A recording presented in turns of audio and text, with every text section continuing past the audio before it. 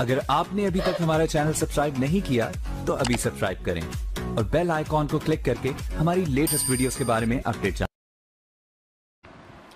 نحمده ونصلي على رسوله الكريم اما بعد فاعوذ بالله من الشيطان الرجيم بسم الله الرحمن الرحيم قال الله تعالى في القرآن المجيد والفرقان الحميد فقلت استغفروا ربكم إنه كان غفارا يرسل السماء عليكم مدرارا ويمددكم بأموال وبنين ويجعل لكم جنات ويجعل لكم أنهارا صدق الله العظيم وصدق رسوله النبي الأمين الكريم ونحن على ذلك لمن الشاهدين والشاكرين والحمد لله رب العالمين۔ محترم معزز عزیزان ملت اسلامیہ، السلام علیکم ورحمۃ اللہ وبرکاتہ۔ خطبہ مسنونہ کے بعد میں نے آپ حضرات کے سامنے سورہ نوح کی 10ویں، 11ویں اور 12ویں آیت تلاوت کرنے کا شرف حاصل کیا۔ اس کا ترجمہ و تشریح کرنے سے قبل آئیے ہم اور آپ مل کر ایک مرتبہ بارگاہ رسالت مآب حضور سید عالم محمد الرسول اللہ صلی اللہ علیہ وسلم میں درود پاک کا نذرانہ پیش کریں۔ پڑھیے اللہم صلی علی سیدنا و شفیعنا و نبینا و مولانا محمد وعلی آلہ و اصحابہ وبارک وسلم۔ صلاۃ و سلام علیک یا رسول اللہ۔ حضرات کرام، اللہ تبارک و تعالی اپنے کلام مجید میں ارشاد فرما رہا ہے فَقُلْتُ اسْتَغْفِرُوا رَبَّكُمْ إِنَّهُ كَانَ غَفَّارًا۔ تو میں نے کہا اے لوگوں اپنے رب سے معافی مانگو۔ يُرْسِلِ السَّمَاءَ عَلَيْكُمْ مِدْرَارًا، بے شک وہ بڑا معاف فرمانے والا ہے، وہ تم پر موسلا دھار بارش بھیجے گا۔ وَيُمْدِدْكُمْ بِأَمْوَالٍ وَبَنِينَ وَيَجْعَلْ لَكُمْ جَنَّاتٍ وَيَجْعَلْ لَكُمْ أَنْهَارًا، اور مالوں اور بیٹوں سے تمہاری مدد کرے گا اور تمہارے لیے باغات بنا دے گا اور تمہارے لیے نہریں بنا دے گا۔ حضرات کرام، یہاں سے رب تبارک و تعالی حضرت نوح علیہ السلام کا قول نقل فرما رہا ہے۔ حضرت نوح علیہ السلام نے اپنی قوم کو ترغیب دلا کر بھی اللہ تعالیٰ کی بارگاہ میں کفر و شرک سے توبہ کرنے کی دعوت دی۔ چنانچہ اس آیت اور اس کے بعد والی 2 آیات کا خلاصہ یہ ہے کہ حضرت نوح علیہ السلام کی قوم لمبے عرصے تک آپ کو جھٹلاتی رہی، آپ کی بات کی نافرمانی کرتی رہی، تو اللہ تعالی نے انہیں سزا دینے کے لیے ان سے بارش روک دی اور 40 سال تک ان کی عورتوں کو بانجھ کر دیا۔ ان کے مال ہلاک ہو گئے اور جانور مر گئے، تو نہ بارش کا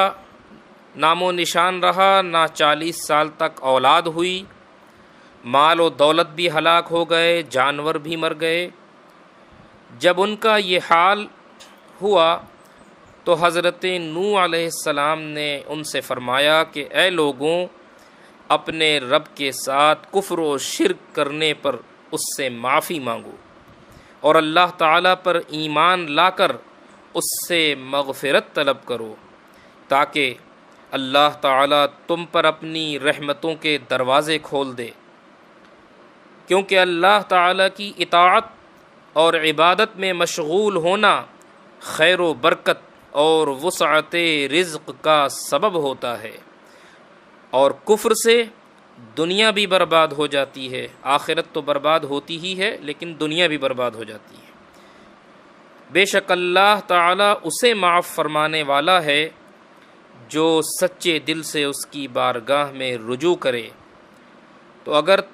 تم توبہ کر لوگے اور اللہ تعالیٰ کی وحدانیت کا اقرار کر کے صرف اسی کی عبادت کرو گے تو پھر اس نے جو تم سے بارش روک لی ہے وہ تم پر موسلا دھار بارش بھیجے گا، اور تمہارے مال جو ضائع ہو گئے ہیں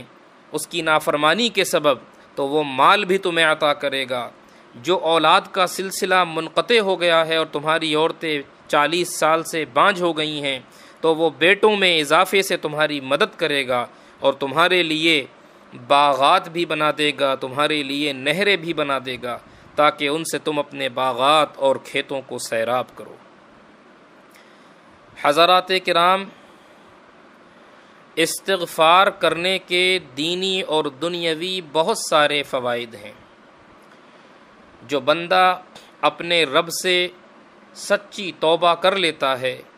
اور کثرت سے استغفار کرتا ہے تو اس استغفار کرنے کے سبب رب تبارک و تعالی اسے کیا کیا نعمتیں عطا فرماتا ہے، آیت کریمہ میں صاف طور پر بتا دیا گیا کہ وہ بارش بھی عطا فرماتا ہے، کھیتیوں کو بھی سیراب کر دیتا ہے، باغات بھی بنا دیتا ہے، مال و دولت میں بھی اضافہ فرماتا ہے، اور دنیا کی سب سے عظیم اور سب سے بڑی دولت اولاد میں اضافہ فرماتا ہے، اور اولاد میں اضافے کے ذریعے سے اپنے ان بندوں کی مدد فرماتا ہے جو اس سے رجوع لاتے ہیں، اس کی بارگاہ میں استغفار کرتے ہیں۔ تو اس آیت سے معلوم ہوا کہ اللہ تعالیٰ کی بارگاہ میں استغفار کرنے اور اپنے گناہوں سے توبہ کرنے سے بے شمار دینی اور دنیاوی فوائد حاصل ہوتے ہیں۔ استغفار کرنے کے بارے میں ایک اور مقام پر اللہ تعالیٰ ارشاد فرماتا ہے وَمَن يَعْمَلْ سُوءًا أَوْ يَظْلِمْ نَفْسَهُ ثُمَّ يَسْتَغْفِرِ اللَّهَ يَجِدِ اللَّهَ غَفُورًا رَحِيمًا، اور جو کوئی برا کام کرے یا اپنی جان پر ظلم کرے پھر اللہ سے مغفرت طلب کرے تو اللہ کو بخشنے والا مہربان پائے گا۔ اسی طریقے سے ایک اور جگہ قرآن پاک میں ارشاد باری ہے وما کان اللہ معذبہم وہم یستغفرون، اور اللہ انہیں عذاب دینے والا نہیں جبکہ وہ بخشش مانگ رہے ہیں۔ ارشاد گرامی ہے وَأَنِ اسْتَغْفِرُوا رَبَّكُمْ ثُمَّ تُوبُوا إِلَيْهِ يُمَتِّعْكُمْ مَتَاعًا حَسَنًا إِلَىٰ أَجَلٍ مُّسَمًّى، اور یہ کہ اپنے رب سے معافی مانگو پھر اس کی طرف توبہ کرو تو وہ تمہیں ایک مقررہ مدت تک بہت اچھا فائدہ دے گا۔ حضرات کرام، اللہ کے نبی حضرت ہود علیہ السلام نے اپنی قوم سے فرمایا تھا وَيَا قَوْمِ اسْتَغْفِرُوا رَبَّكُمْ ثُمَّ تُوبُوا إِلَيْهِ يُرْسِلِ السَّمَاءَ عَلَيْكُمْ مِدْرَارًا وَيَزِدْكُمْ قُوَّةً إِلَىٰ قُوَّتِكُمْ، اور اے میری قوم تم اپنے رب سے معافی مانگو پھر اس کی بارگاہ میں توبہ کرو تو وہ تم پر موسلا دھار بارش بھیجے گا اور تمہاری قوت کے ساتھ مزید قوت زیادہ کرے گا۔ حضرت عبداللہ ابن عباس رضی اللہ عنہما سے روایت ہے رسول اکرم صلی اللہ علیہ وسلم نے ارشاد فرمایا کہ جس نے استغفار کو اپنے لیے ضروری قرار دیا تو اللہ تعالیٰ اسے ہر غم اور تکلیف سے نجات دے گا اور اسے ایسی جگہ سے رزق عطا فرمائے گا جہاں سے اسے وہم و گمان بھی نہ ہوگا۔ یعنی جسے کہتے ہیں نا کہ چھپر پھاڑ کے دے دینا، تو جو بندہ کثرت سے استغفار کرے گا اللہ اسے وہاں سے رزق دے گا کہ اسے گمان بھی نہ ہوگا اور اس کے پاس رزق کی فراوانی ہوگی۔ حضرات کرام، یہ بات ذہن نشین کر لیں کہ اولاد کے حصول، بارش کی طلب، تنگ دستی سے نجات اور پیداوار کی کثرت کے لیے استغفار کرنا انتہائی مجرب قرآنی عمل ہے۔ اسی سلسلے میں دو حکایتیں ملاحظہ فرمائیے۔ حضرت امام حسن بصری رضی اللہ تعالی عنہ ایک مرتبہ حضرت امیر معاویہ رضی اللہ عنہ کے پاس تشریف لے گئے تو آپ سے حضرت امیر معاویہ رضی اللہ عنہ کے ایک ملازم نے کہا کہ میں مالدار آدمی ہوں مگر میرے یہاں کوئی اولاد نہیں، مجھے کوئی ایسی چیز بتائیے جس سے مجھے اولاد ہو جائے، اللہ تعالیٰ مجھے اولاد دے دے۔ حضرت حسن بصری رضی اللہ عنہ نے فرمایا کہ استغفار پڑھا کرو۔ اس نے استغفار کی، یہاں تک کہ کثرت کی کہ روزانہ 700 مرتبہ استغفار پڑھنے لگا۔ اس کی برکت سے اس شخص کے یہاں 10 بیٹے پیدا ہوئے۔ جب یہ بات حضرت امیر معاویہ رضی اللہ عنہ کو معلوم ہوئی تو انہوں نے اس شخص سے فرمایا کہ تو نے حضرت امام حسن بصری رضی اللہ عنہ سے یہ کیوں نہ دریافت کیا کہ یہ عمل حضور نے کہاں سے فرمایا؟ دوسری مرتبہ جب اس شخص کو حضرت امام حسن بصری رضی اللہ عنہ سے ملاقات کا شرف حاصل ہوا تو اس نے یہ دریافت کیا تو حضرت امام حسن بصری رضی اللہ عنہ نے فرمایا کہ تو نے حضرت ہود علیہ السلام کا قول نہ سنا جو انہوں نے فرمایا وَيَزِدْكُمْ قُوَّةً إِلَىٰ قُوَّتِكُمْ، اور حضرت نوح علیہ السلام کا یہ ارشاد نہ سنا وَيُمْدِدْكُمْ بِأَمْوَالٍ وَبَنِينَ،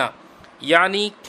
حضرت امام حسن بصری رضی اللہ عنہ نے قرآن کی وہ 2 آیتیں پڑھ کر سنا دیں اور یہ بتا دیا کہ قرآن پاک میں صاف طور پر رب تعالیٰ نے ارشاد فرمایا استغفروا ربکم، اپنے رب سے مغفرت طلب کرو، انہ کان غفارا، وہ بڑا بخشنے والا مہربان ہے۔ اور جب تم اپنے رب سے مغفرت طلب کرو گے اور استغفار کی کثرت کرو گے تو پھر رب تبارک و تعالی انعام کیا دے گا؟ یرسل السماء علیکم مدرارا، موسلا دھار بارش دے گا تمہیں اور تمہارے باغات کو سیراب کر دے گا۔ وَيُمْدِدْكُمْ بِأَمْوَالٍ وَبَنِينَ، مال اور بیٹوں سے تمہاری مدد کرے گا۔ وَيَجْعَلْ لَكُمْ جَنَّاتٍ، تمہارے لیے باغات بنا دے گا۔ وَيَجْعَلْ لَكُمْ أَنْهَارًا، تمہارے لیے نہریں بنا دے گا جس سے تم اپنے باغات کو سیراب کرو گے۔ تو حضرت امام حسن بصری رضی اللہ تعالی عنہ نے بتا دیا کہ حضور نے یہ عمل قرآن کریم سے فرمایا ہے، قرآن کریم سے یہ عمل آپ صلی اللہ علیہ وسلم نے بتایا ہے۔ تو پتہ یہ چلا کہ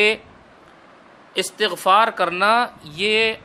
مال میں اضافہ، اولاد میں اضافہ، بارش میں اضافہ، کھیتیوں میں سرسبز و شادابی کے لیے انتہائی مجرب قرآنی عمل ہے جسے ہم سب کو اختیار کرنا چاہیے اور کثرت سے استغفار کرنا چاہیے۔ اسی طرح حضرت حسن بصری رضی اللہ عنہ کے پاس ایک شخص آیا اور اس نے بارش کی قلت کی شکایت کی تو آپ نے اسے استغفار کرنے کا حکم دیا۔ پھر دوسرا شخص آیا، اس نے تنگ دستی کی شکایت کی تو اسے بھی یہی حکم فرمایا۔ پھر تیسرا شخص آیا، اس نے اپنی نسل کم ہونے کی شکایت کی تو اسے بھی یہی حکم فرمایا۔ پھر چوتھا شخص آیا، اس نے اپنی زمین کی پیداوار کم ہونے کی شکایت کی تو اس سے بھی یہی فرمایا کہ استغفار کرو۔ حضرت ربیع بن صبیح رحمۃ اللہ علیہ جو کہ وہاں حاضر تھے، انہوں نے عرض کی کہ آپ کے پاس چند لوگ آئے اور انہوں نے طرح طرح کی حاجتیں پیش کیں، آپ نے سب کو ایک ہی جواب دیا کہ استغفار کرو۔ تو آپ نے حضرت امام حسن بصری رضی اللہ عنہ نے ان کے سامنے قرآن کی یہ آیتیں پڑھیں، استغفروا ربکم انہ کان غفارا یرسل السماء علیکم مدرارا ویمددکم باموال وبنین ویجعل لکم جنات ویجعل لکم انہارا، یعنی جو حاجتیں لے کر میرے پاس جو لوگ آئے ان سب کے لیے جو نسخہ ہے، جو نسخہ کیمیا میرے پاس ہے وہ یہی ہے کہ وہ کثرت سے استغفار کریں، اور یہ قرآنی نسخہ ہے، اللہ اور اس کے رسول کا بتایا ہوا نسخہ ہے۔ جب اس پر کثرت سے وہ استغفار کرے گا تو پھر اللہ تبارک و تعالی اس کی ہر طریقے سے مدد فرمائے گا۔ حضرات کرام، ہمیں اور آپ کو چاہیے کہ ہم استغفار کو اپنا وظیفہ بنا لیں، شب و روز صبح سے لے کر شام تک کثرت سے ہم استغفار کیا کریں۔ اللہ کے رسول صلی اللہ علیہ وسلم کی حدیث مبارکہ ہے، آپ فرماتے ہیں کہ میں دن میں 70 مرتبہ سے زیادہ استغفار کرتا ہوں۔ حالانکہ اللہ کے رسول تو بخشے بخشائے ہیں، انہیں استغفار کی کیا حاجت، لیکن